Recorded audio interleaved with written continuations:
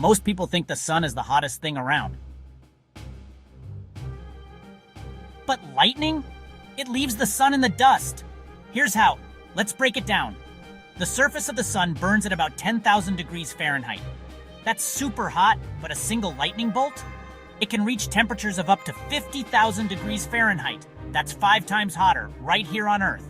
So, next time you see a lightning storm, remember, you're watching one of the most extreme blasts of heat anywhere in the solar system. Nature's power is wild, and sometimes it's literally hotter than the sun. Mind blown? Hit like and follow for more science wows.